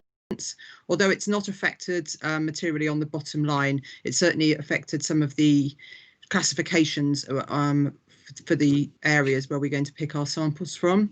So we agreed with officers that the accounts would be revised, because the first set that we had weren't really capable of being audited in the way that we needed to do so. So we received those accounts on Tuesday, but obviously that has sort of pushed back some of our sampling work that we were going to do. And I think in addition to that, and I think as we touched on at the last audit committee as well, the council remained with its status quo with the 5 valuers that it had on the legacy councils. And as the property, plant and equipment side of the audit is somewhere where we have to focus an awful lot of attention, obviously that has increased the amount of work that we've had to do in that area. As a category 2 audit, so sort of subject to the FRC financial reporting regime, we also had to engage our own external audit, external valuers to look through the valuation reports, and they've raised a number of issues that we are meeting with those next week to try and clear through. So effectively it's quite a long slog, and in almost in some ways we're sort of still auditing 3 separate councils and then bringing them all together, so that just sort of adds to the complexity. really just runs through sort of where we are on the sort of significant risks that we reported to you earlier in our audit plan, and sort of where we've got to in that progress. And then finally, our report does our usual kind of update on sort of interesting sort of developments within the sector. But I'm happy to take any questions.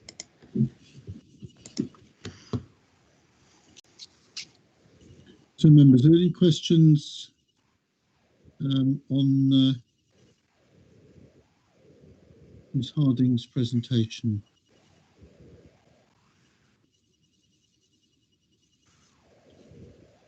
No. Vice Chairman. Yes, you mentioned that you found some discrepancies. What sort of, without mentioning what they are, what nature are the discrepancies you found? I think that's probably misleading. Not really discrepancies, there were just some movement. So I think we queried, there's been a new disclosure in the last year around International Financial Reporting Standard 15, which is contracts with service recipients. A disclosure needs to go in the accounts, and that sort of pretty much mirrors a lot of what you've got in fees and charges. However, those disclosures were quite different. There was a lot more in fees and charges than there was in contracts with service recipients. So when that was queried, the officers went back and had a look at it and realised that actually quite a lot of the things that the disclosures in fees and charges should have been in grants, and there's also been some movements around payroll. But obviously that note sort of that breaks down your spend between the different categories is what we use to pick our samples, because obviously we want to test employee, we want to test payroll, so we'll look at the employee breakdown, which you can't really do from the comprehensive income and expenditure statement where it's all analysed by sort of service line. So obviously we need to have a sort of finite place to sort of start to pick our samples, and if you've got sort of big movements between those categories, that makes it difficult for us to start sampling because we haven't really got a baseline to start with. It's not really a discrepancy, it's just sort of movements where things have been put in the wrong place really within the financial statements that we needed to get put in the right place before we started. And I think just to sort of, in terms of your question as well, more broadly in terms of the financial position, the points we've picked up so far, the issues we've raised so far, are all about compliance with statutory financial reporting requirements, not about, the general fund figure being the wrong figure. It's not that. It's more the compliance stuff at the moment. But clearly, we need to, from an audit point of view, we need to get that right. So we have to ask these questions, and the council's obviously had to process some of those changes already. Thank you. Thank you very much. And in terms of the Redmond review? Yes, if I pick up on...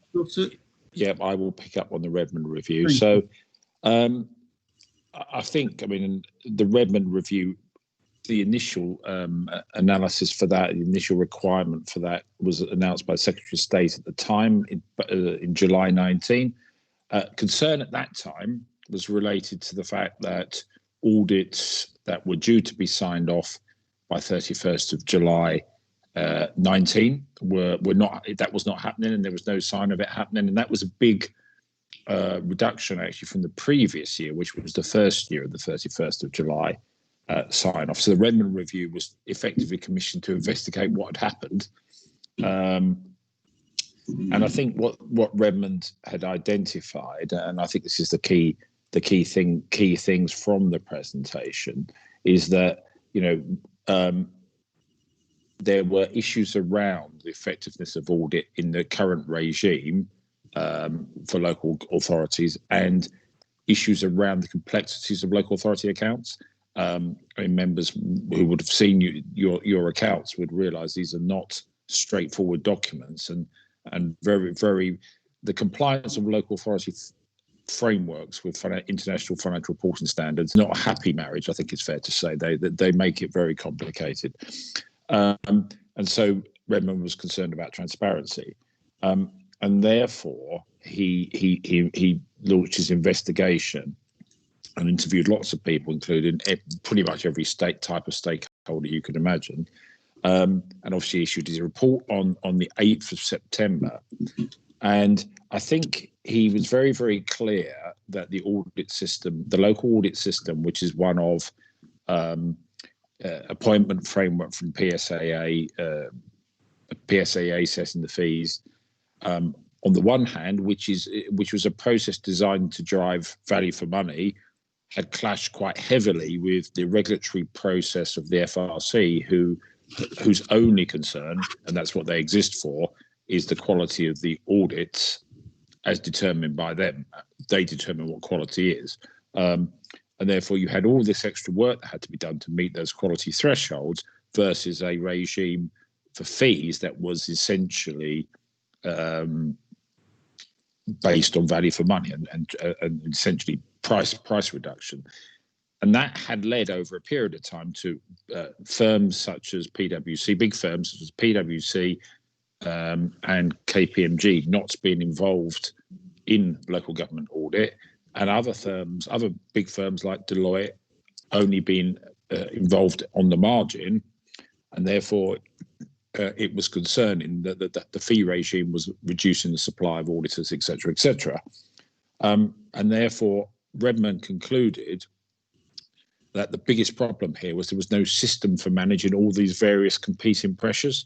And he has concluded and recommended to government that there should be a system leader, and he wants that system leader to be the Office for Audit Regulation, or that's his proposal, which would supervise fees, appointments, audit quality, etc., etc., etc. So he wants to bring it all together in one to ensure that the audit becomes a more effective tool for overview and scrutiny of local government. He felt it wasn't effective at this juncture.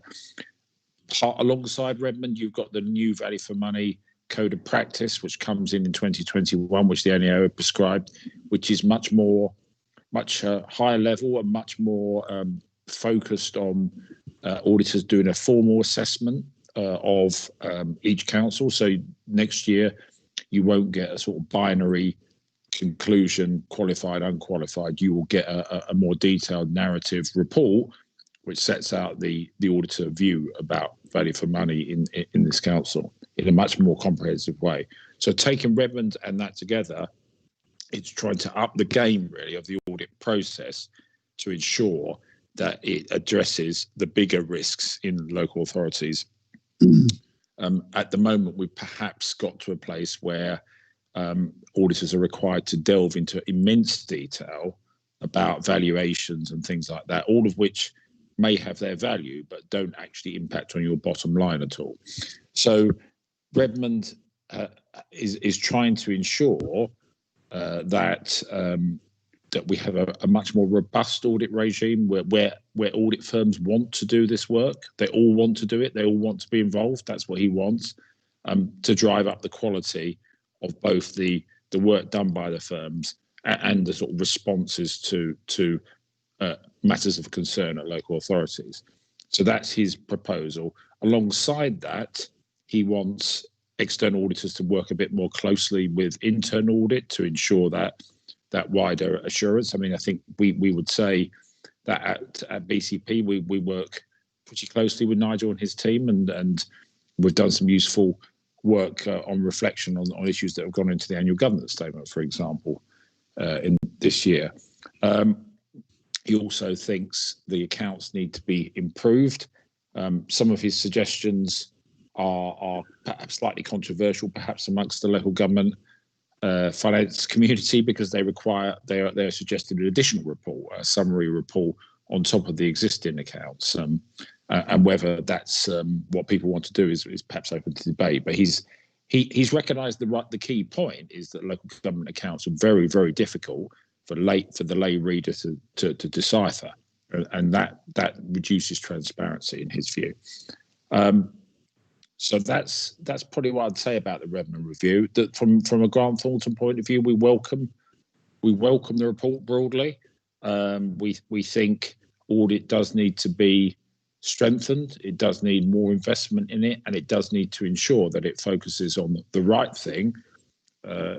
Members may have seen that a few months ago, Grant Thornton issued a public interest report on the governance over Robin Hood Energy Company in Nottingham. I would say that is an example of the auditor doing the right thing and doing the job properly in terms of protecting taxpayers' interests.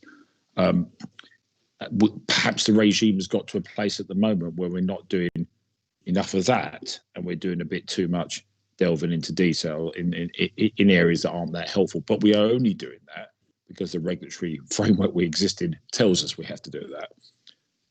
So that's what I'd say about the Redmond Review, Chair, and happy to take any questions members have. Thank you very much, Mr. Doffett. Very helpful. Members, any questions? Well, in the absence of any questions, we are asked in the recommendation to note the external audit progress and report. So duly noted. Thank you very much indeed for your input this evening. And I'm sure we'll hear more about Redmond again in the future, looking forward. Absolutely certain we will, actually. Thank you. Thank you. Takes us on to item 14, which is the Audit and Governance Committee's forward plan and its refresh.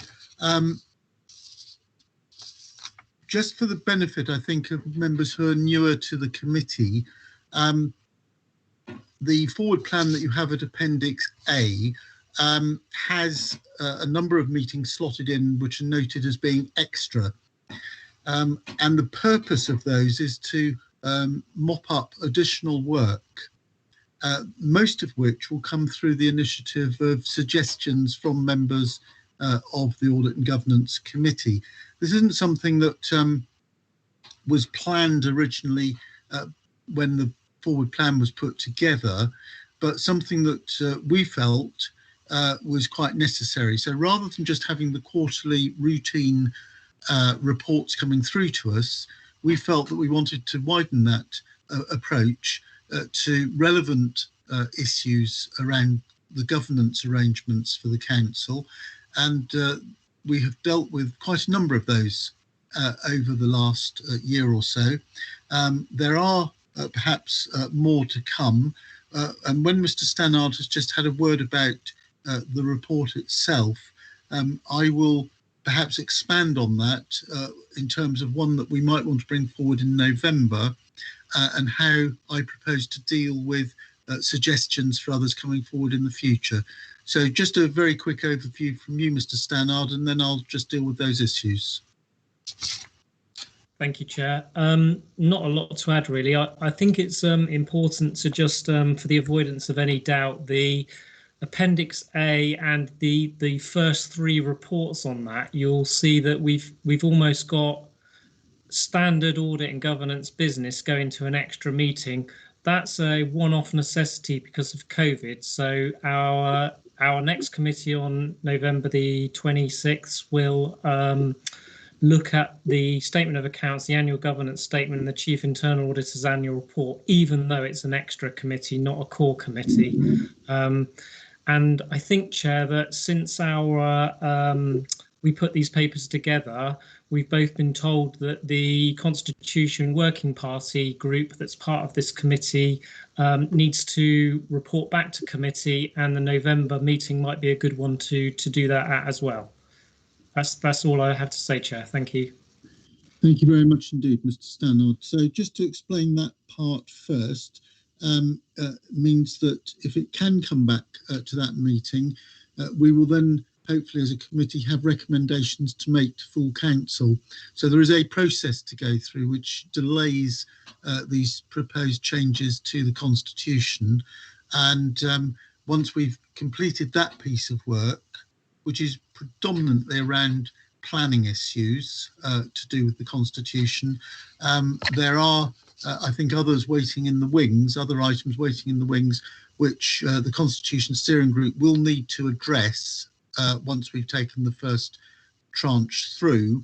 And so its ongoing work will take us through into the new year to a date later on in 2021 for further recommendations to full council. So that's that part of it. And then in addition, I will be canvassing members of Audit and Governance Committee for suggestions of items where members feel that a further look at specific areas of governance within the council might be appropriate. We do have one that will be coming back, which is the governance issues surrounding BH Live. And when we looked at it before, we felt that really to get to a conclusion, it was premature because others still had significant work that they needed to do before we could take a look at how the governance arrangements had been interpreted. So that no doubt will be coming back to us. One that has been suggested by officers actually is to take a look at the outside bodies inherited from the legacy councils. That's companies, charities, arm's length bodies compiled together with an action plan. If that is ready for November, and I think Mr. Stannard felt it could be, that would be something we could add to November. If there isn't enough agenda space, then maybe to a later meeting. But I think it is quite important that we gather together the governance issues around these various and diverse outside bodies inherited from the three legacy councils at some stage. So that seems a good idea. And I will be writing, as I say, to members fairly soon. I will then go back out again in the new year to all members of the council with regard to any proposals or suggestions to do with the constitution for that second tranche for the working group to look at. So we have a plan and arrangements in place now. This Appendix A takes us through to the end of the current municipal year in April 2021, and according to how many additional items, if you like, pass the test for audit and governance to come forward in those extra meetings, I think will determine how many additional meetings we want to slot into the calendar in the municipal year 21-22. I think, Mr. Stannard, does that pretty much summarise all that we spoke about with you and the monitoring officer and the vice chairman? Yes, it did, Chair. But can I just I did check after briefing that you made reference to an officer recommendation around looking at the governance surrounding charities and entities that we've inherited from previous councils. It was actually an ask of when you previously circulated to, so it's an ask of a previous committee member. It was on the list when you asked for recommendations about 6 months ago. Sorry, a reminder rather than a recommendation. My misuse, but yes, thank you. Yeah. Members, are you happy to receive the forward plan on the basis of what I've and Mr. Stannard have been describing, I suppose is my question. Anybody want to comment, or anybody not in agreement on that? Nobody's indicated. In that case, we'll go ahead on that basis. If we need to refine it along the way, if other suggestions come in between, and feel free as members of this committee to drop me an email if on reflection you think of doing any of this slightly differently, and then we can take a fresh look at it. So thank you for that. Moving on to item 15, the final item on the agenda, the annual report of internal audit, counter fraud work and whistleblowing referrals 2019-2020. It's my expectation that we will deal with this above the line. Obviously, if we get into any of the confidential information in terms of a necessity of getting to the recommendation, then we'll have to do that. But just a cautionary word that we're taking this above the line, but there is a confidential part to this should that need to be discussed or debated. Mr. Stannard, would you like to introduce the report, please? Thank you, Chair. As Chairman said, the reports on the counter fraud work of the internal audit team during the last financial year is deliberately quite late after the financial year. You know, we're almost 7 months on since the end of the year, so that's deliberate because often a lot of our investigation work has quite a long tail. And it would be pretty pointless reporting to you guys that, you know, we're still ongoing with this, we're still ongoing with that. So there's a deliberate nature of reporting a little bit later than you might intuitively think on this. The report covers our both our cultural sort of embedding work, our deterrence work, our prevention work, and our investigation work. And as Councillor Beesley said, the Appendix A is there for completeness. It doesn't necessarily imply that we need to look at any of the issues in detail. It's there to try and provide complete transparency to the committee at least.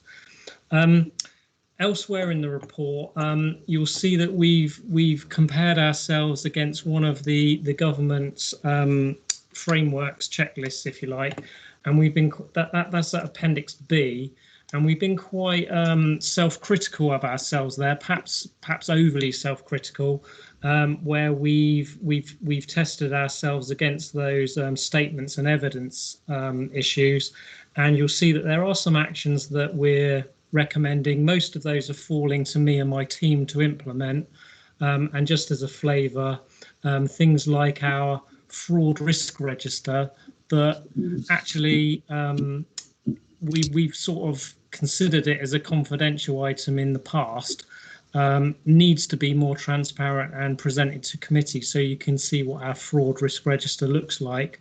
Obviously we need to be careful about reporting that in a public forum because it explains issues such as where our fraud risks are most prevalent, so we don't so things like that. So there are a number of actions that we're recommending in that checklist, and as I say, we have been quite harsh on ourselves there. Happy to take any questions above the line first of all, Chair. Thank you, Mr. Stannard. Members, any questions?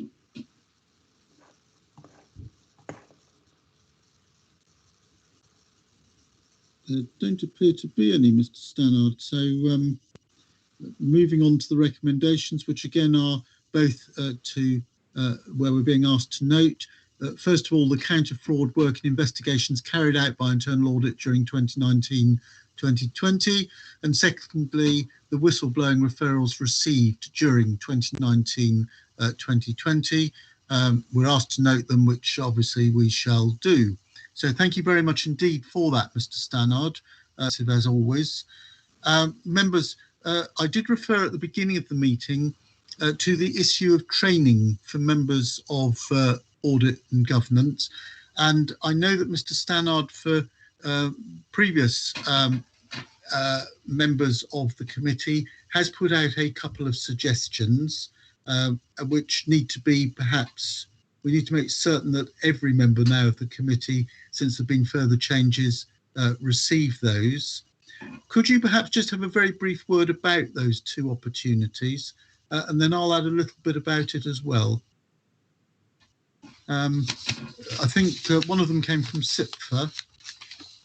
Yeah, so we've got the SIPFA best practice model, which was used extensively to influence BCP Council's audit and governance terms of reference, but it's wider than just a terms of reference document. It's a document that helps audit committee members fulfil the role. It's a bit of an aide-memoire, if you like, and it's sometimes a handy little checklist.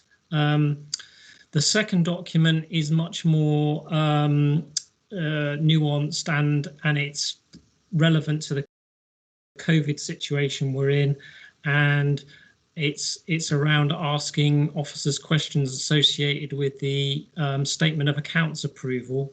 So it might be particularly useful for you to read that document before the November committee, and there may be some questions you want answering at the committee as a result of reading that document. And we as officers will try and preempt some of those questions in the reporting of the statement of accounts. So not just leave it to you to ask, many questions. Also, Chair, just worth on the training front, on that fraud paper we've just looked at, there is some suggestions around imparting further training and knowledge on audit and governance committees on the types of fraud that councils have perpetrated against them. So, there'll probably be a training or an awareness session on that later on in the year. So you put out a note when we've discussed possible dates for that. If we can try and canvass as much as we can in advance so that we get a good attendance, I think that would be obviously preferable. And maybe I'll put a note out to members of Audit and Governance to make sure that as many as want to attend are able to attend. I think that would be helpful for members. In the meantime, in addition to that, I've been exploring whether there are any other opportunities available through the Local Government Association. They did start pre-COVID with something that I went on, as some of you will know, as Chair of Audit and Governance, and I was hoping in discussion with them that they might be able to expand the training so that more members could take part in it. Obviously, COVID's got in the way to some degree, so I think that's not going to happen immediately.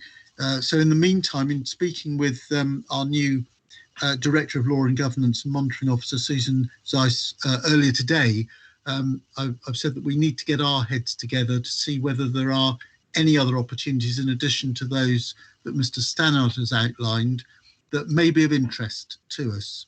I think my thrust in all of this isn't anything other than to make sure that we are all as well trained as we can be in the issues that come before us. So I'm not trying to broaden this out, but I really would like us to be able to focus on our core business so that all members have that opportunity, rather than just being expected, if you like, to learn it on the job or just by reading reports. It's getting that background I think that many members may find helpful. I certainly know that I always find that kind of approach useful. And if any of you have got any thoughts on that in terms of specific areas you'd like us to look at, areas where you think there may be some weakness amongst members that could be helped with further training, or indeed areas where perhaps you feel we haven't really focused on enough in the past because we aren't as fully trained as we should be. Obviously, with changes in the constitution of the committee, members leaving, members joining, that does rather get in the way of that. But if we could get a framework of issues, then ongoing, we can try and make sure that that's continued when we get new members coming in as well. I anticipate most people would want to agree with those sentiments. Are there any comments from members of the committee going forward on that? No, well, in that case, I'll work with the Director of Law and Governance, work with Mr. Stannard, work with the Vice Chairman, and come back to you as members of the committee as soon as we've got something specific to set out before you. So that takes us to the end of the agenda for this evening. Our next meeting, as you know, is on Thursday, the 26th of November at 6 o'clock. And I therefore close this meeting of the Audit and Governance Committee at 8 minutes past 8. Thank you all very much indeed for attending.